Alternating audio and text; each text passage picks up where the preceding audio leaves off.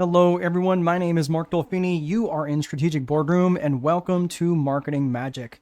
It's so very good to see you. I want to invite you to let me know where you are coming from. I am broadcasting from the Midwest, where we know how to throw a winter. Man, it has been a chilly, chilly couple of days, and we just had like a whiteout blizzard here in Indiana, and we don't get those kind of whiteouts. We do up north, but I'm more in central Indiana. But love to hear where you're from. Hopefully, you've got better weather than what we've got going on right now. But would love to hear about where you're from and what kind of business that you're in. So I'm gonna go ahead and put that in the chat. Um, Tell me where you're from and what your business is. Okay. So go ahead and let me know that. And for those of you, we're gonna get right into this. Many of you, several of you, not all of you, right now. I have been messaging a little bit and just kind of getting a sense for what kind of things that you're struggling with in your marketing. And we're going to be covering a lot of ground here. So this is scheduled for 90 minutes. Probably not going to go that long unless you guys start asking a lot of questions, which is totally fine. I want you to ask any sort of questions that you have. Put them in the comment section, and I will get to them as soon as I get to a natural stopping point. And I have natural breaks built into this. So for those of you who have seen me before, you know I like to answer lots of questions. So let me know where you're from. Don't be shy. And just a couple of things before we get started, because we do have a lot to cover. I'm going to ask you just a couple of housekeeping things. First and foremost, do your very best try not to multitask. And the reason I say not to multitask is right now we're trying to train our brain, right? We're trying to not be so distracted and so distractible. And I know some of you are, let's see, we've got Alexander saying hello. You are from South Africa. Wow, excellent. And I'm a business efficiency specialist. Fantastic. Are you in business for yourself, Alexander? That sounds good. So let us know. And so Alexander's breaking the ice from South Africa. Welcome. So this is the thing is I know that some of you right now in South Africa it's probably near bedtime, right? 8 or 9 o'clock at night. And I know some of you may have kids you're trying to put to bed. You've got other things that you're trying to do. Maybe this is part of a side hustle. Maybe it's your main business and you're trying to learn marketing. So what I want you to do is train your brain for the next hour or so. Try not to multitask. Try to stay plugged in the best as you can. I don't want you to miss anything. Second thing is you are going to get a replay. So for those of you who are joining on YouTube, you get to watch the YouTube video as many times as you like. For those of you who are watching this here on StreamYard and you're watching me live, you are, well, I'm actually broadcasting live to YouTube as well. But for those of you who are watching through and signed up through Eventbrite, I will be sending you the link directly through your email. So whatever email you used, I will be sending the replay out to you on that.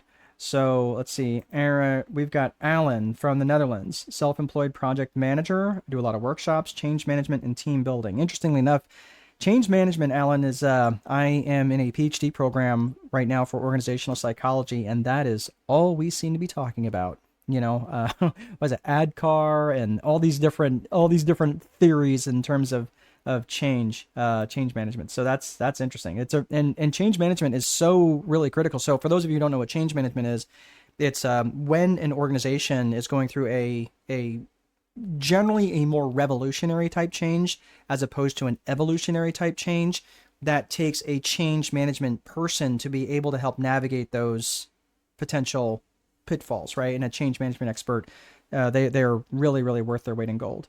Let's see. We've got Lirak. You wrote a lot. Okay. Hello, everyone. I'm Lirak, co-founder of Co-Design. We are a Kosovo-based team focused on, man, Kosovo. That's awesome. Based on software development for small and mid-sized businesses and non-government governmental organizations, NGOs.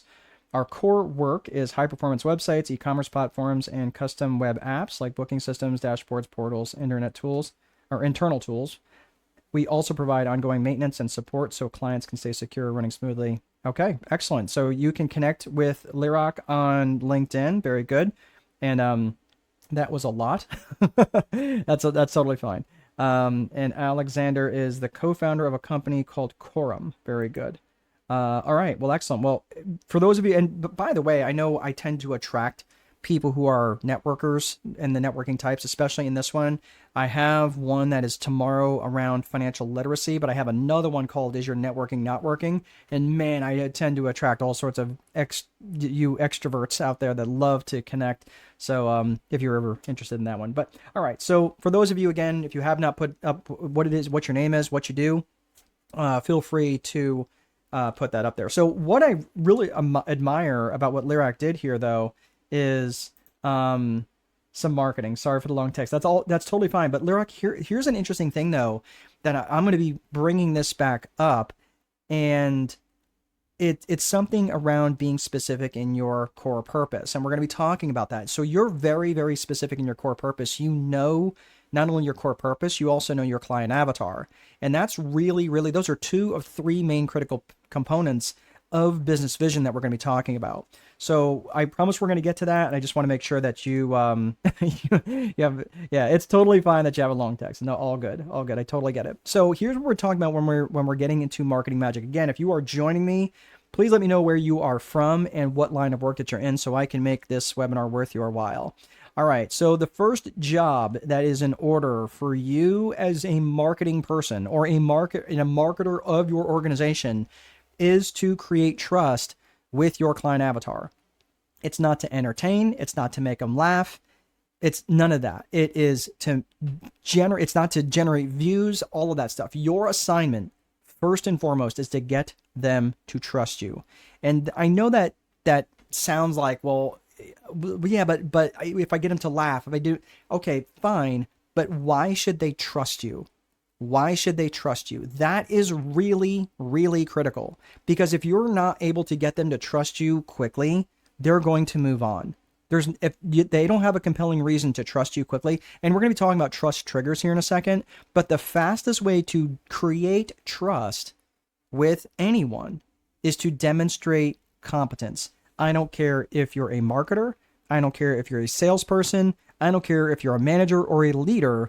You need to be able to create trust and maintain trust. And the fastest way to create trust with someone is to demonstrate that you know what you're talking about. Okay? So I want you to think about that. There are 7 elements of trust we'll talk about here in a second. But the quickest way to create trust is by demonstrating you know what you're talking about. And the other thing, by the way, and just in case I don't say this, this is really critical, is that the fastest way to destroy trust is to demonstrate a lack of character. Demonstrate a lack of character. So if you're going to a networking function, right? And I know we're not really talking about that, networking specifically, but in terms of marketing, if you go to a networking function and you go there and get rip-roaring drunk, right? Like, how much are people supposed to trust you? Okay. Or if you're hitting on all the single women or maybe the married women or married men or whatever, right? You're a little bit overly flirtatious. That's not going to fly, right? So that will demonstrate character, and you've got to be careful around that. So, Divya saying, oh my, I am Katamalayath. Divya Katamalayath. Oh my goodness. Now I'm vested, right? Now I got to get this right. Divya Katamalayath. Wow, that's a good one. All right. Waterloo, Canada. I am a business development manager at USOC, a managed IT and cybersecurity service for small and mid-sized businesses. Check us out. All right, excellent. Glad you could join us. So here's the thing is you have to recognize that how can you demonstrate competence to your avatar? How are you going to get there quickly? Again, this is about marketing. And I know this might sound like, well, yeah, this kind of sounds basic. Here's the interesting thing, though. I end up having these conversations with a lot of people who are marketing professionals, and they still get this wrong. They still are not doing this. And I don't understand why. I don't understand it. Maybe they just don't get it. Maybe they just don't know any better. But I would like to think that they should. Okay? So I want you to think about this in terms of how you can demonstrate competence to your avatar, or at least create trust. Okay? So demonstrating competence, right? That is where you're basically showing them that you know what you're talking about. And that character component, the competence and the character, those are two root systems, or those are two trees that share the same root system, right? So the fastest way to build trust with your audience, with your marketing audience, is to demonstrate that you know what you're talking about. It's something that I've heard referred to as infotainment. infotainment, right? Almost like creating an editorial about, hey, did you know X, Y, or Z, right? And that's where you're starting to, you're warming these people up from a frozen traffic. Like these are people who don't even, they're not even problem aware. They don't even know that they have a problem, right? And all of a sudden you say, hey, did you realize that, carrots are really good for you? And you're like, yeah, I kind of knew that, right? But did you know that it actually doesn't just help with your eyes? It also absolutely can help with your skin and your nails and your this and your that and your liver function. And you're like, whoa, I had no idea. Did you actually know that beet juice can help offset Alzheimer's disease? True fact, right? Because of the flavonoid content, right? Some of this I'm making up. But my point is, now you're educating people in terms of why they might want to start drinking beet juice, especially for someone who may be struggling with dementia in their family, right? This is how you start showing competence right out of the gate, which is now going, oh, wow, this person sounds like they know what they're talking about. Yeah, because flavonoids help with X, Y, and Z and helps break down amyloid proteins in their brain, yada, yada, yada. That is all true, by the way, because I have studied that. But my point is that you're demonstrating that competence that now gets them interested, and now they are warming up from frozen traffic to cold traffic. Now they are aware, they're problem aware. Now they are warm traffic, they're solution aware, they can buy beet juice, and now they are you aware that you sell beet juice, right? And that is where they're hot traffic, and they are you aware, they're problem aware, they're solution aware, they are all the awares. And now it's just for you to continue to build that trust to get them to actually the next step, which would be obviously in the sales process. Okay. So let's look at another component to trust. We talked about competence. We talked about character. People want to know how much you care. They don't care about how much you know until they know how much you care. We've all heard that phrase. And that's really important, is that they have to feel like you at least care about them as a human being to some extent.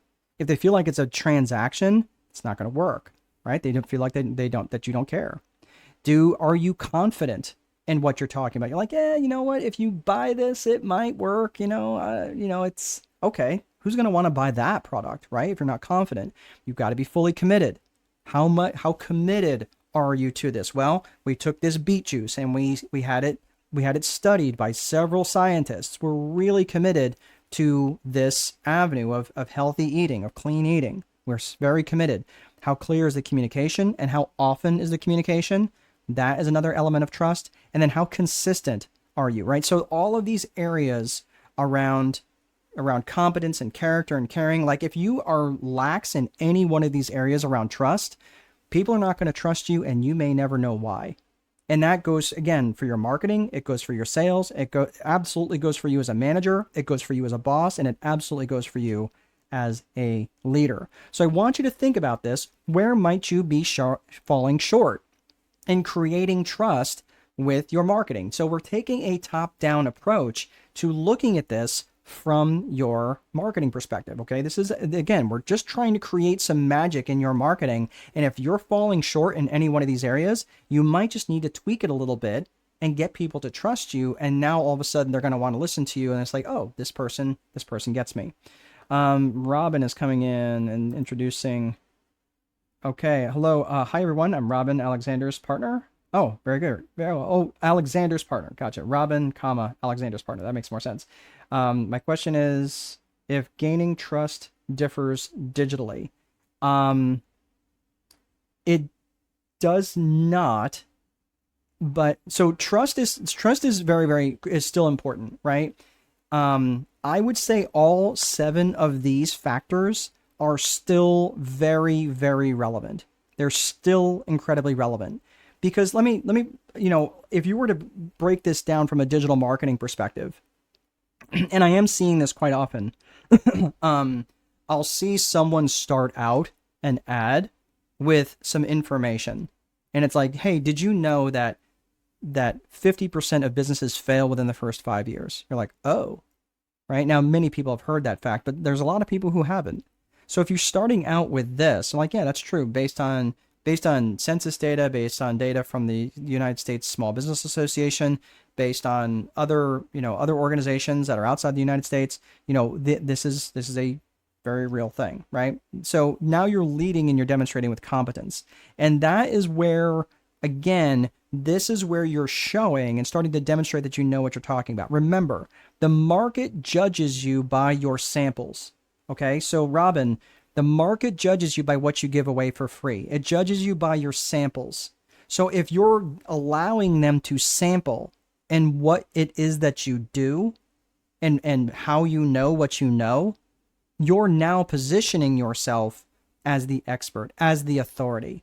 And that is absolutely critical. So, from a digital perspective, I think the faster you can demonstrate competence and show that you know what you're talking about is even more important because you have the barrier of a screen in front of you, right? So, for you to get someone to trust you through a screen, I think it's more difficult rather than meeting someone face to face where you can see inflection, where you can watch them make eye contact. Does that make sense? So I absolutely think I think it absolutely matters, but it matters in slightly different ways. But trust and know, all 7 of these are absolutely still true. So hope that answers your question. Really good question, by the way. So let's talk about this. I want you to think about this, and many marketing, and I'm trying to front load this a little bit because I'm going to get a little bit more granular, but because I know a lot of people, they come on and they're like, yeah, I want to watch this, but I can't. I'm trying to put kids to bed, or I'm trying to finish up my work or whatever. So I'm going to front load this a little bit. Like I said, you will be getting the replay at the end, or, we'll be sending that to you. But many marketers will start and they'll focus on the features and the benefits. And they're like, so let me give you some examples here.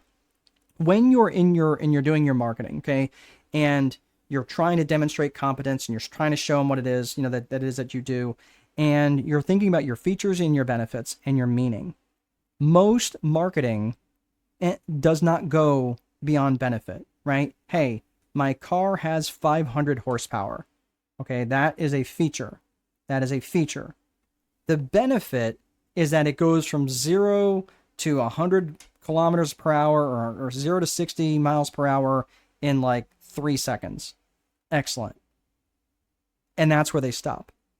You have to connect the meaning. You have to connect and create the fantasy. What's the meaning for them? What's the fantasy? And that's an important word. What's the fantasy that you're trying to create for them? Because most people are trying to buy a fantasy. If you can sell them the fantasy that you're going to be the coolest guy on the block with the fastest car, or the coolest gal with the fastest car, or the prettiest dress, or whatever, or the best hair, whatever it is, that's the meaning. That's the fantasy. That's what you need your marketing to do. Do not just stop at the benefit. The features and the benefit give context to the fantasy. So if you just were saying, hey, how would you like to feel like the coolest dude ever? You're like, yeah? Like, what do you mean? Like, there's no context. But hey, would you like to buy a car that's got a really big engine and goes really fast, and you'll be like the coolest guy on your block? You're like, that's not really my thing, right? Cool, right? So now, and that's not to say that you can't warm that market up, but you have to make sure that you're giving them the context. That's why the features and the benefits are important, but you can't stop there. Does that make sense? So you can give them features and benefits, but you also have to give them the meaning. It's like, so that you'll feel like the coolest dude, so that you'll feel like the prettiest belle at the ball, right? You will go to the store to buy a drill to put a hole in the wall, so that when you hang up the picture, the meaning, when you hang up the picture, you're going to see your loved ones looking back at you, and it's going to remind you of one of the best days of your life, your wedding, right? Or whatever, right? So, or your graduation, whatever happens to be. So I'm just saying, the feature, the benefit, and the meaning, you have to go all the way to the meaning. You have to go all the way to painting the fantasy. Does that make sense? Please let me know that makes sense, because I want to make sure that you guys are understanding what this is, because your marketing absolutely needs to deliver all the way through the meaning, right? So how do you do that? I'm just going to give you something very granular. You'd say, hey, here's the feature, right? I've got this 500-page book. Great. That sounds terrible, right? That sounds like a lot of reading. But you don't have, the cool thing is you don't have to read all 500 pages. You can flip to any of the individual things that you want. It's like a cookbook. Oh, that's a benefit, right? So wherever you need help, you can go right to that section. Cool. Which means ... Which means you have basically your own private little chef right in a cookbook. right? Or hey, you've got this 500-page, cookbook. You can flip to any section that you want, so that if you ever get lost or hung up, you know how you got someone right at your fingertips that can help you out, right? That's the meaning. That's the so that. All right. So what I want you to do, I know I kind of front loaded this a little bit, but here's the thing. We're going to get into the agenda here, but we are talking about seeking knowledge to understand versus seeking knowledge to take action. And here's the thing. I want to know by the end of this what you're actually going to be taking action on. So this is going to be important. Alexander's saying, yes, it does make sense. All right. So the reality is this. Divya, I'm going to come back to your question in just a second. Because your question is very relevant. So seeking to understand, so I want to know specifically what you're going to be taking action on at the end of this. Not like, wow, that was great. I took a bunch of notes. Great. That's fine. I am not at the point now where I need the applause. Although we all need to have our egos fed, I guess, at different times. But that's not about this. Okay. Because I'm just letting you know, I want to know what you're going to be taking action on. So don't just be here to audit the class. Be here because I want to know what at the end are you going to implement. Because the truth is this, you can have the best, most efficient business. You can be an absolute paragon of virtue and your sales technique so dialed in that you could sell ice to Eskimos and voting booths to Castro, and you can still starve. That's the truth. So I don't want you to just say like, well, I learned a bunch of stuff. And no, this is where you actually have to implement some of these things and actually take some meaningful action. All right. So let me get to Divya's question here. Does this flow change when moving from B to C to B to B? So it doesn't. Because let me ask you, Divya, do businesses buy things or do people buy things? People buy things. Even if it's B2B, it is still a human on the other side that's making the decision, unless you're truly selling a commodity, which I will tell you, I don't want to be in any sort of commodity business. I just don't, right? I'm not in the manufacturing business. I am in more of a niche business. I would rather charge much higher, significantly higher amounts for what it is that I do than charging lower amounts and trying to make it up on volume, right? That just sounds like a lot more work to me. So for me, I want to be in a niche. I don't want my stuff being compared apples to apples. I want them trying to compare, apples to gold bricks, and I'm the gold bricks, right? I don't even want to, it's something known as differentiation. And in your marketing, it's really, really important that you're differentiated in your marketing. The minute people can start to compare, oh, you do this thing and I do this thing too. Well, now I can compare these two. That's when you're in danger. Okay. So I would say, it absolutely does flow the same way because you're still trying to sell to human beings, not to a business, right? There's someone on the other end that still has to trust you. Really good question. So let's talk about this. So this book that I've got up on the screen here, let me take a quick sip. This book up here is my first book. And this is the book called The Time Wealthy Investor. And it's actually not in print anymore. But this book was written for, specifically, mom and pop landlords and property managers, people who are managing rental properties. And it's a good book. Like it's about 280 pages, and it's some of my very, very best stuff. And things that I would teach, things that I was utilizing every single day, and all of these different things. And my book sales, again, I put this book together. It took me like 18 months to write and rewrite, and I had to scrap it all and start all over again and rewrite it again, and finally got it all the way through, got the book cover designed, and I put the whole thing up on Amazon, and I was like, wow, that's great. And I was kind of like, you're welcome, world, because this is the book that you need if you're managing properties. And I was really dialed into a very distinct niche, right? And my book sales after 3 weeks of having that book out there were $0. Wow. I was so frustrated. I was like, what is going on? Like, man, this is gonna be a lot harder than I thought. I built this really good business. I built this really good book, which took me a lot of time to put together, but I was getting nowhere with it pretty fast. I didn't, and then I realized, well, I did no promotion of this whatsoever. Okay. So I started to learn the marketing side of things. And I never sold a book before. I created a brand called Landlord Coach. And I started creating funnels. And let me know in the comments if this sounds anything familiar to your journey. I created this brand and I started, connecting the brand more to the book. And I've got all these funnels and I'm out there and I'm posting, right? And I'm marketing and I'm emailing and I'm cajoling, right? I started to put a lot more effort into selling the book. I paid for Amazon ads, I paid for Google ads, I paid for Facebook ads, and my volume increased tremendously. And after 3 months of doing nothing but try to sell these darn books, all that effort, I went from $0 in sales to $95.64. Yeah, that is not a misplaced decimal point. I was so discouraged. And to be honest, how many of you would have felt the same way? I took 2 years basically to write and publish this book. I basically had no sales. I had another 90 funnels, buying other people's courses and creating a brand and spending money and more money. I felt like the only people who were actually making money were the people who were, basically selling the marketing, right? The people who are, the Facebooks and the Googles of the world. And by the way, this wasn't even profit. These were just gross sales. I was selling the book at break even just to try to get some traction, right?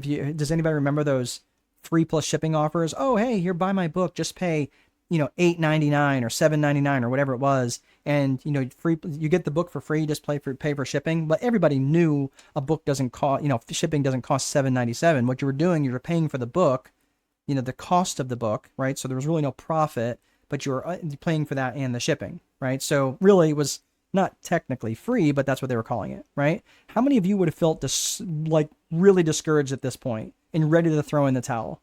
So later on, we're going to talk about the Dunning-Kruger effect and why the psychological effect that happens when many business owners give up at this point. This is how I felt. You just see it in my face. Okay. Why didn't they buy the books? Why do you think that they didn't buy the books? I had done very little to demonstrate trust with my avatar. That's why. I was selling them homework. I was trying to sell them the trip and not the vacation. I was saying, hey, go to the airport and drag all your luggage with your 3 kids through the airport and get to a destination and then try to drag all your stuff back through another airport and through the hotel lobby and to another place and with your 3 children and try not to, get into a battle with each other the entire way. But, no. Well, that's what I was selling them. I was selling them this 300-page book, not the day at the beach. That's what I was selling. Remember, I talked about feature, benefit, and meaning. I wasn't selling them the meaning. I wasn't selling them the better life at the other side of this. So this is why I had done very, very little to demonstrate trust with my avatar. And my sales, when I did start eventually making some money, but it wasn't from book sales, right? You'll see is this little tiny sliver at the bottom. I don't know if you can even see it on the page, but a little sliver from 2017 into 2018. I started making a little bit of money. I was making about $1,000 a month. And then I started, I was making about just shy of $10,000 a month as I was heading into 2020. And then I went to about $17,000 a month. But the interesting thing is this wasn't from book sales.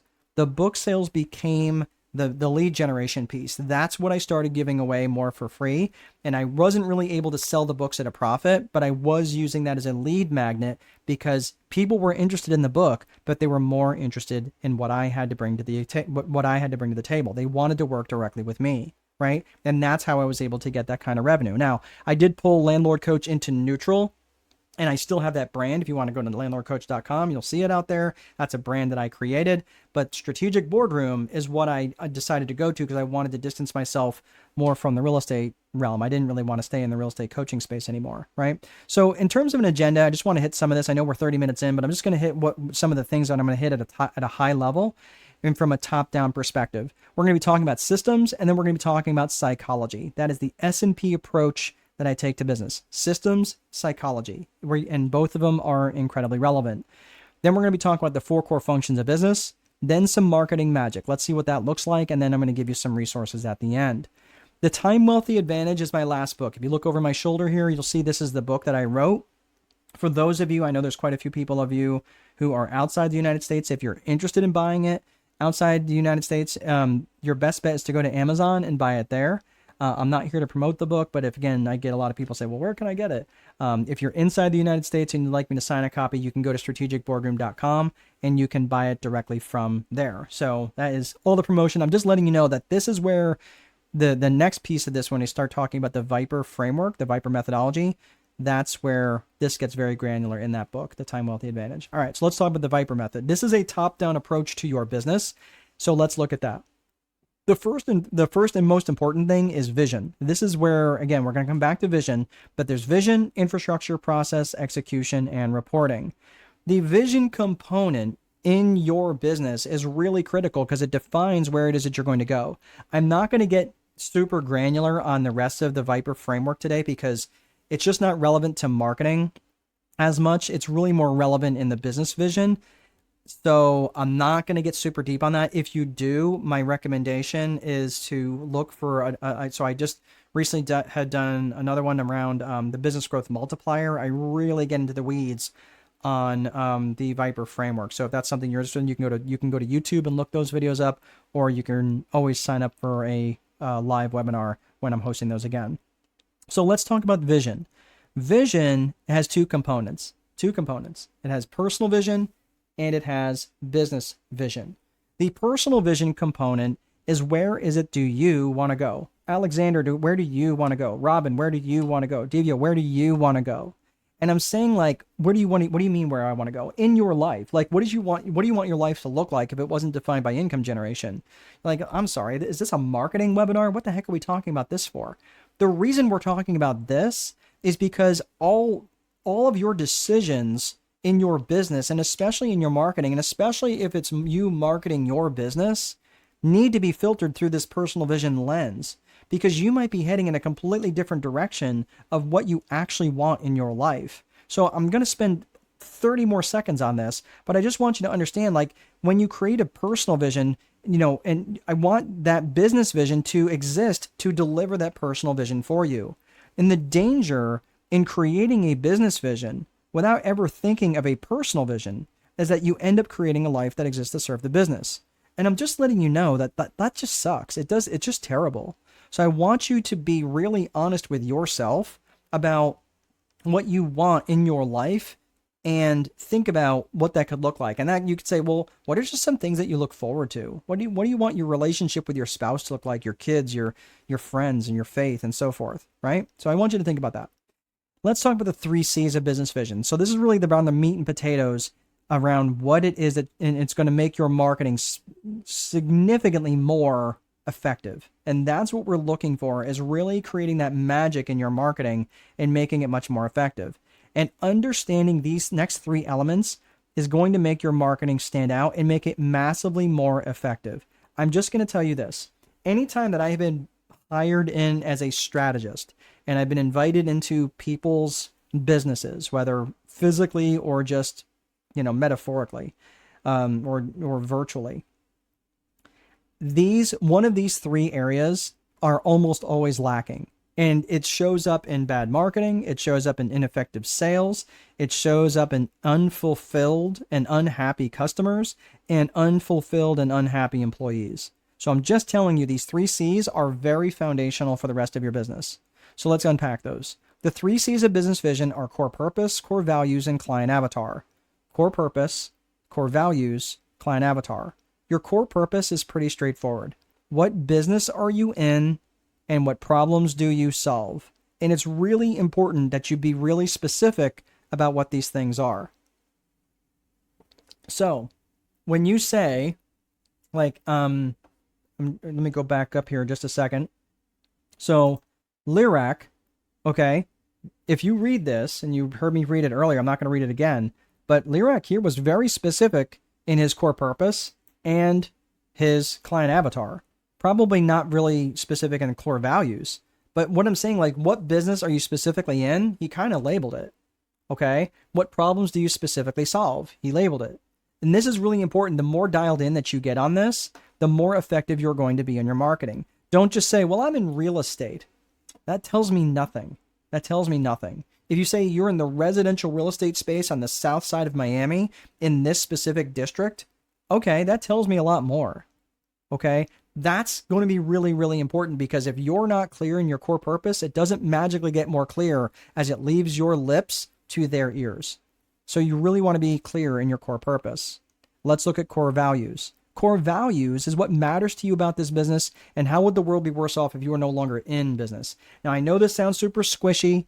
I know you're like, oh, geez, here we talking about this core value stuff. Okay. I'm telling you, it absolutely makes a huge difference. And the reason why is because your business is just an extension of you. Your core values are going to extend into your business. So how you do business is just a reflection and an extension of you, right?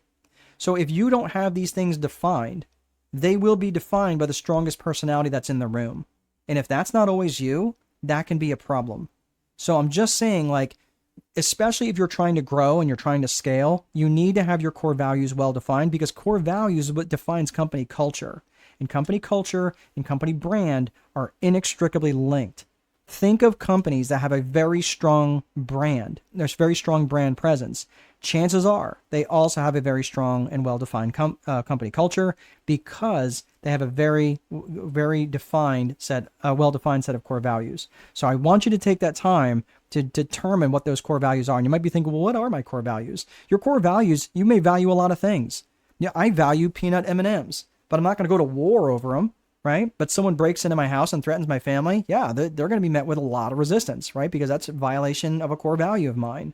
So I'm just saying, like, for you, you may have a lot of things that you value, but if something shows up that is so important that you're willing to get up off the couch and take action on, that's how you know it's a core value. And those are the things that you want to define in your business through the lens when you're thinking about what matters to you about this business and how would the world be worse off if you went out of business. Next is, so we talked about core purpose, core values. Let's talk about client avatar. Your client avatar is who specifically and ideally do you want to serve? Who do you want to serve? And be really specific in terms of their geographics, their demographics, and their psychographics. Like, I want to know, like, what area geographically are they, right? Think of their geographics was, where they are. Their demographics is who they are. Like, are they married? Are they single? Are they old? Are they young? Are they rich? Are they poor? Are they educated? Are they not educated? Like, those are the things that you want to know in the demographics. And from the psychographics perspective is, how do they think? How do they think? And how do they buy? And psychographics, I want you to think of ALIA, A-L-I-A. I want you to think of their attitudes, their lifestyles, their interests, their aspirations, their goals. Think about things like, what TV shows do they watch? What magazines do they read? Do they read books? Do they drive? Do they drive a lot? Do they commute? Whatever they're doing. What do they watch? Do they watch American football, or are they watching World Cup? Are they watching NASCAR? Are they watching Formula One? Whatever it is, whatever they're fans of, this is really important for you to know so you can market to them in a way that's going to reach them. Then, because the best avenue is like, oh my gosh, that person gets me. We're going to come back to that in just a hot second. So again, these are the 3 C's of business vision: core purpose, core values, and client avatar. What I want you to do is I want you to think about this and think, what one of these areas are you really solid in, and which one of these areas do you feel like you've got a little bit of work to do? Okay, go ahead and post that up on the screen. Okay, so hang on one second here. Alexander's got a question. If my current lead generation feels fragmented or is underperforming, what is the first symptom that usually points back to a lack of clarity in my business vision versus just a technical error in my funnel? Let me make sure I get this. So it feels fragmented or underperforming. So it's going to depend, right? And this question is a little tricky to answer, and I'm going to tell you why. Because it's going to depend on the type of marketing. So if I'm looking and I'm seeing, like, for example, if I feel like my the people that are coming to me are not the people that I want to work with, that's an avatar problem, right? So if that would be a first symptom, that's going to point to a lack of clarity in my client avatar. Okay? And that's probably the best way that I can say this. But it is a little different if you're feeling fragmented. And I was thinking about going in a different direction with this, but I'm actually going to stay on this thread, because if you're attracting the wrong avatar, and what do I mean by that? Like, let's say that you're attracting people who are broke. Let's say you're attracting people who are just tire kickers. Let's say that you're attracting people who are just clogging up your funnel and they're really not serious buyers. That to me sounds like an avatar problem.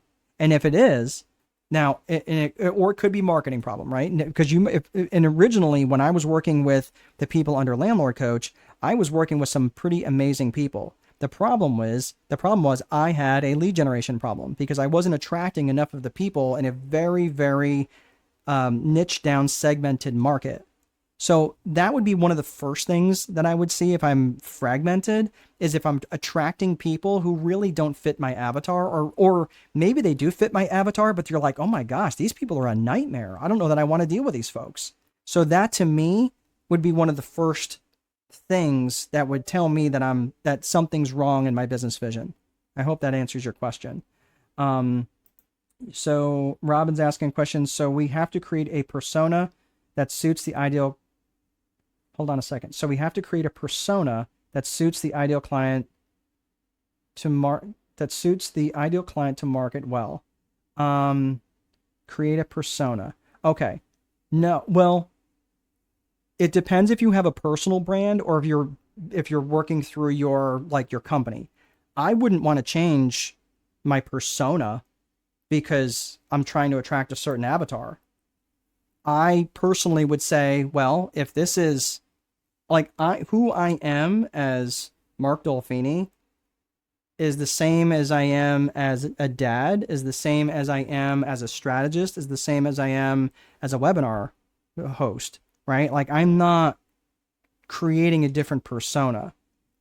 That's why when I mention your core values of your business have to be in alignment with your core values. Because if you create core values that are not in alignment with you, you're going to create a business that you hate.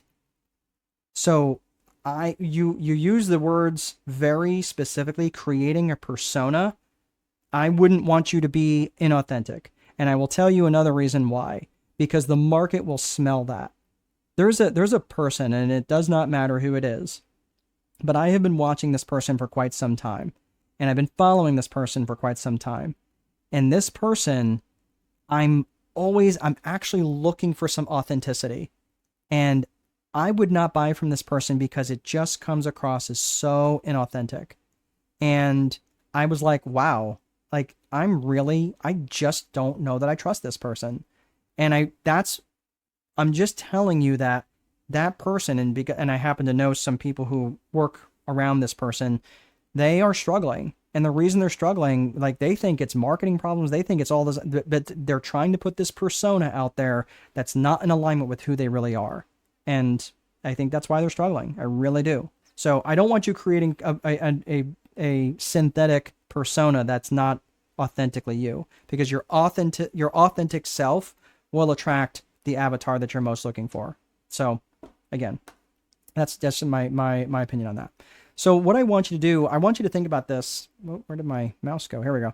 So what I want you to do is I want you to think about this one thing. The 3 C's of business vision. You got the core purpose, core values, and client avatar. I want you to remember this. Your job is not to provide good service. Your job is not to have a satisfied customer. These are the base standards. This is the default setting for providing a good product or service, or for having a satisfied customer. I want you to think of the last time you went to a restaurant and you sat down and you ordered food and it came and it was satisfying. The waitress checked in on you once or twice and the bill came and it was reasonably priced and you paid the bill and you left and you were satisfied. How many people are you going to tell? How many people you're going to be like, oh, wow, I left and I was so satisfied? No one. You're going to tell no one. And that is the problem, is because you're providing the base standard. Your job is to create raving fanatics around your business, around your product or service. I want them to be like, oh my gosh, they went so far and above and beyond.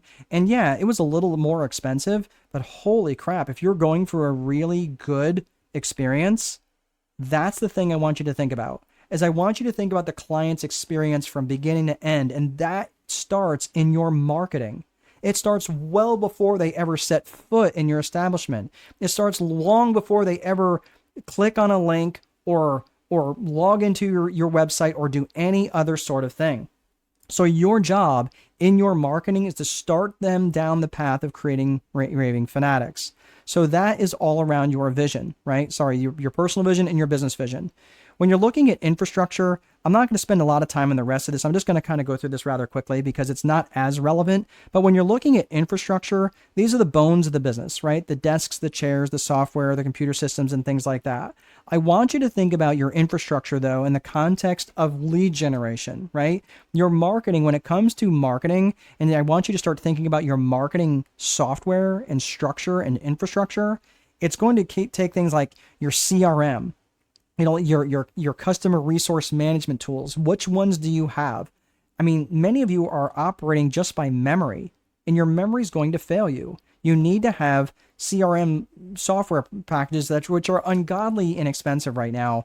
There's Pipedrive, Go High Level. I'm not a big fan of Go High Level, but it's okay. HubSpot's good. Pipedrive's good. Salesforce is kind of like the 900-pound gorilla. Is an option, but it's so expensive for most small businesses. It's just not, it just doesn't make a lot of sense. But think of other types of infrastructure, like Monday's another one. But I want you to think about the infrastructure that you're going to put in place that's going to align with that vision that you've created. I want you to think about sourcing software, right? Like just different things like LinkedIn Navigator. This is where you're sourcing leads. Where are you getting leads from? You've got Apollo.io. You've got Lead IQ. These are ways that you can find people so you can market to them and reach them in the ways that are most important to them. Okay, so think about that. You've got automations and integration software. There's things like MailChimp, Constant Contact, Zapier, Odo. These are all automations and integration type software. I'm not going to get into the weeds on each one of these, but here's the thing. I want you to start thinking about your infrastructure that you need to have, because the reality is this. Why does vision come first? Vision comes before infrastructure because let's say Robin, for example, wants to lay on the beach in Spain for 2 months out of the year rubbing cocoa butter on her belly, right? That's a fine vision, okay? But at the end of the day, if Robin created this infrastructure where she has to return emails and phone calls in a timely manner, that's going to be a horrible experience when she's trying to lay on the beach rubbing cocoa butter on her belly, right? So I'm just saying, I want you to think of why vision has to come first and why that needs to be very, very clear, okay? So the Viper methodology, again, we talked vision, we talked infrastructure. Now let's talk about process. Process is simply how you do stuff, okay? And there's a tactical component and there's a strategic component. Sorry, I thought someone was messaging me. So there's tactical and strategic. Tactical process is basically how you're going to do things from a day-to-day perspective, your standard operating procedures, your checklist items, your day-to-day boring activities, how you answer the phone, your opening procedures, your closing procedures, right? These are the sorts of things that you have to think about in your marketing from day to day. Who are you going to follow up with first, and where are you going to initiate your marketing that particular day, right? That's all stuff that needs to be defined. When you're looking at, if I'm drawing a box around infrastructure and tactical process, keep in mind that's your battleship. That's your system, right? That's the battleship that you created, your warship. And when you create a strategic plan, that's when you take that battleship out of the harbor, right? You're not just going to let it stay moored there and be battered around by the economic winds of whatever blows through.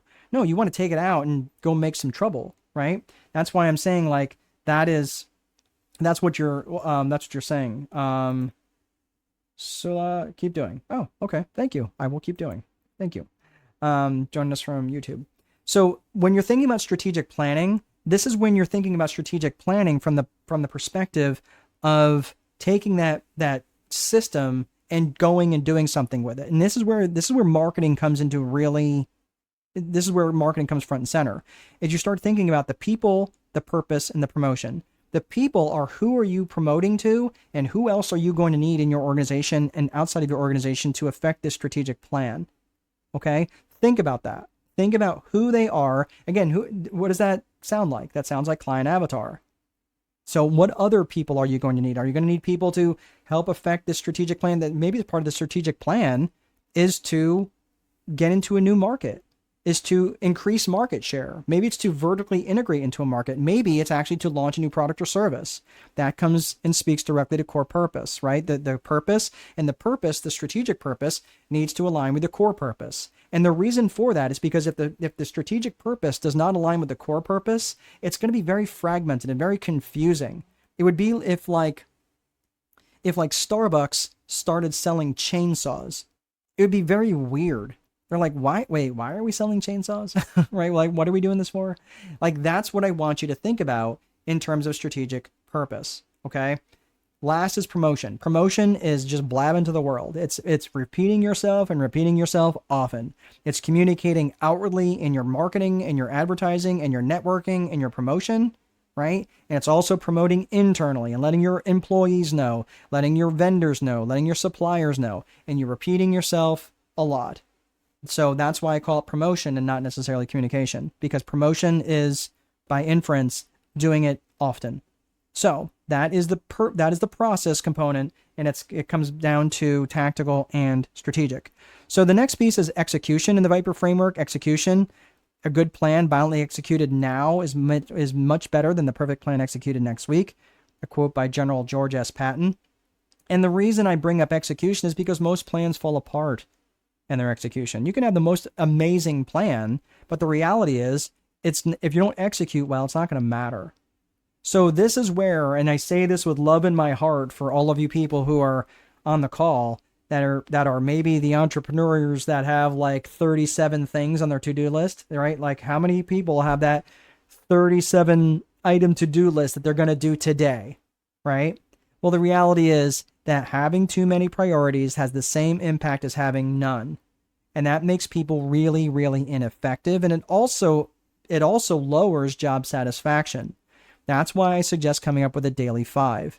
The daily 5 are up to 5 highly specific actions that you can take that are going to move the needle towards your vision or your strategic plan. One of the two. And for those of you who are here and learning marketing, most of your actions and activities need to be around your daily 5. This for me right now is part of my daily 5. Now for me, I like a daily 3. Because 5, if I'm doing 5 every single day, I can't keep up with that pace. But for me, a daily 3 works really, really well. That's why I said up to 5 highly specific needle-moving activities that you're going to take that are going to drive you towards your vision or your strategic plan. The last component of this is reporting. Reporting is just measuring your actions in your activities. And you do that by monitoring your lead metrics and your lag metrics. When I'm talking about lead metrics, I'm not talking about leads like marketing leads. I'm talking about they are preceding your results, right? So the lead metrics are just tracking your actions and activities. Your lag metrics are the results of those actions and activities. So again, did I have any control whatsoever in terms of how many people log on to this call? No, I have zero control over that. Do I have any actions or activities that I do I have any control over how much I marketed this? Yeah, I have direct control over that, but I don't have any direct control in terms of who actually shows up or who actually stays. So that's a lag metric. So I can say, well, yeah, I'm going to do a webinar and I'm going to get 300 people to show up. Okay. As long as you know your numbers, that might mean you have to get 3,000 people to sign up to get 300 people to show up. So you don't have a real direct control over your lead metrics or lag metrics. I want you to understand that. That's important for you to know. You do have direct control. Sorry, I said that wrong. You do have direct control over your lead metrics. You don't have direct control over your lag metrics. So those are all things around the Viper framework. We talk systems. Let's talk psychology. Now, the psychology component, there we go. Systems are important, but systems are only going to get you so far. And when you're looking at your psychology, you're looking at both personal psychology and you're looking at business and organizational psychology. The personal psychology is things around self-worth, self-management, your own personal limiting beliefs, right? It's our own brands of individual crazy, right? Alan, I understand. That's okay, Alan. So you will be getting the replay, but thank you for letting me know. So I promise we won't talk much about you. Okay, but thanks for stopping by. So the limiting beliefs, all of these things around individual psychology. The business psychology is business and organizational psychology, which is around external and internal psychology. So that's also important. Let's unpack the business psychology for just a second. When you're looking at external and internal, internal and external, you're looking at internal things like management and leadership. Those are important, but we're not talking about those today. That's in a different webinar. External are things like vendor psychology and negotiations, even things like politics and managing those sorts of things. But realistically, you also have to understand the buying psychology that exists in the mind of the buyer.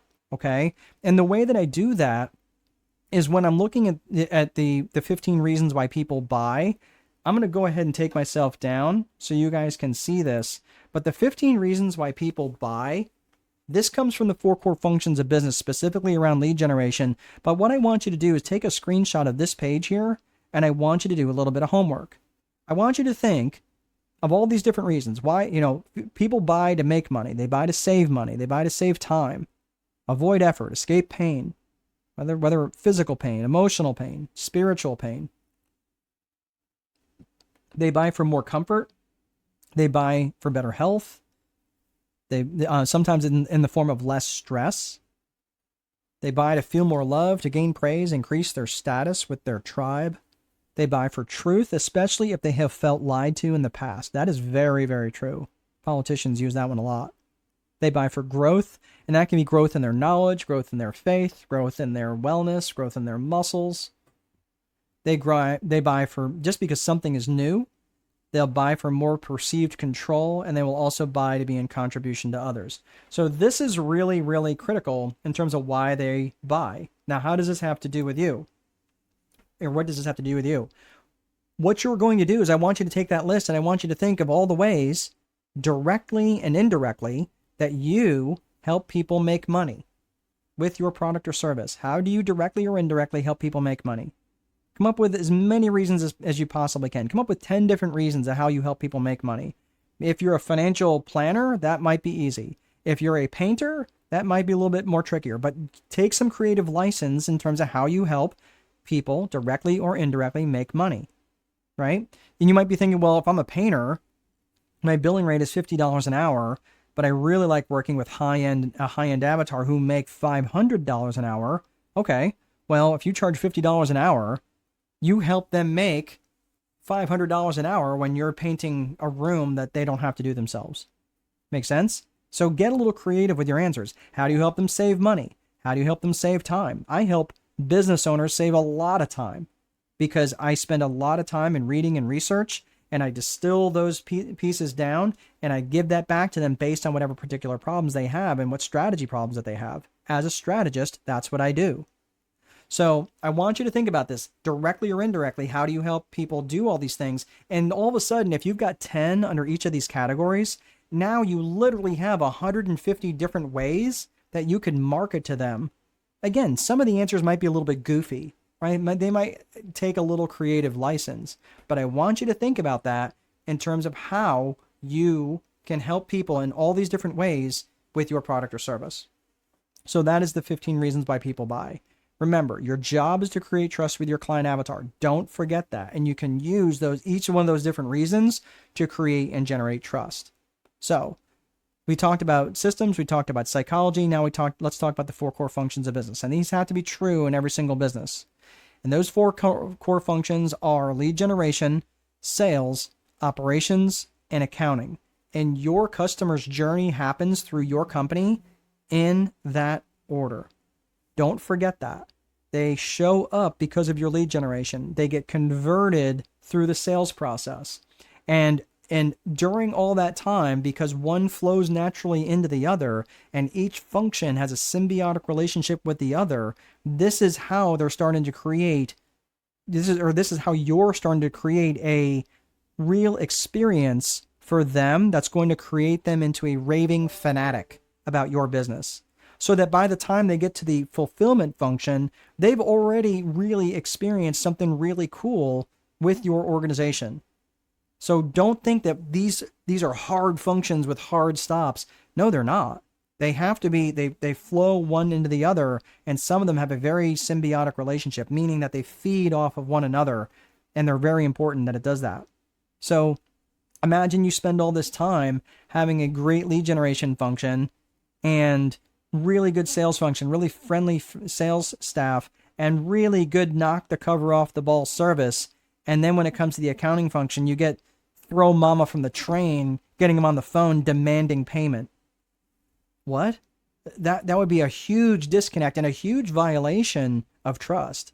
So I want you to think about that. Now, all four of those functions need to run together. Next, let's look at marketing and creating some magic. So your job, again, is to create trust with your client avatar. And the way to do that is I want you to start thinking about a product or service for your client avatar who aligns with your core values. If they don't align with your core values, man, these are going to be the type of people you're like, oh my gosh, how in the world do we wind up with these people? Have you ever had that conversation with yourself? I have. And I've had to fire clients because they were not in alignment with my core values, especially in my property management business. There was people who were coming to me as a property manager that wanted me to do substandard work and not allow people to have basic heat, hot water, things like that, and hide behind me as the property manager. No, I am not going to be allowed them to throw me under the bus. You can take your property back, and I'm going to put you directly in contact with the resident, and you guys can figure it out, because we are not going to do that. And we will let them know, hey, look, we're stepping aside because we were told we were not allowed to fix whatever needed to be fixed. And we're not okay with that. So I also want you to think in terms of getting started, not only having that alignment with the core values, but deliver a massive amount of value to them and do it over and over and over repeatedly, and recognize all of those things that are important to them. Recognize that their attitudes that are important to them, their lifestyles that are important to them, their interests, their aspirations, their goals. Remember Aaliyah. That's the psychology, right? That's the psychographics that we talked about under the 3 C's of business vision. When you're creating trust, I want you to know that there's different ways that you can trigger trust. And these are just ways to like, oh, this might be someone. So it's not necessarily development into trust, but this is what can trigger trust. Things like authority. Authority are things like credentials, having a title, having a position, right? Even having like a YouTube channel or having a book that you publish, right? That could be how you demonstrate authority. That's how I demonstrate authority. You can do the same thing. How about affinity? Affinity is like correlation, right? So you might develop an affinity for folks when you have a familiarity with them based on just because you see them over and over, right? Maybe you see the same guy who shows up on Instagram every single day with a new way to fix something, right? Or a new tax tip or something like that. That's affinity, right? Affiliation is when so if where that affinity might be more like a shared geography, affiliation is more like being associated or connected to a trustworthy source. So they're affiliating with you like with, oh, you're a member of the Chamber of Commerce, so am I, right? Oh, you're a member of the Better Business Bureau, so am I, right? Or you're a member of the International Red Cross, so am I, right? That's how affiliation, and that's how that you get that transference of trust from affiliation. You get endorsement. That's pretty straightforward. Someone from a trustworthy source endorses you, and I did that with my book, The Time Wealthy Advantage, and I did it in a unique way by getting my previous clients and some of my current clients to provide a testimonial inside the covers of the book. So in the first couple of pages, the first thing they gave me is endorsements. It's several pages of endorsements. On the back, it's 4 endorsements right on the back page. Or on the back cover. So I'm just saying endorsements are a really powerful way to trigger trust. Demonstration, this is where you can show your competence, right? And finally, extending vulnerability, like letting people know like, hey man, I didn't always get it right. I messed up a little bit, okay? And that's really important. We talked about the trust in terms of competence, character, caring, confidence, commitment, communication, and consistency. I talked about those in the beginning, but I want you to think about this. If you've got some of these that you're doing at a really high level, you're like, nope, my character is good, my competence is good. maybe my communication needs to be a little bit better. Maybe I'm not as polished as I could be. Maybe I'm not demonstrating as much commitment, right? Maybe I'm not necessarily effective in my communication because I'm not consistent in my communication.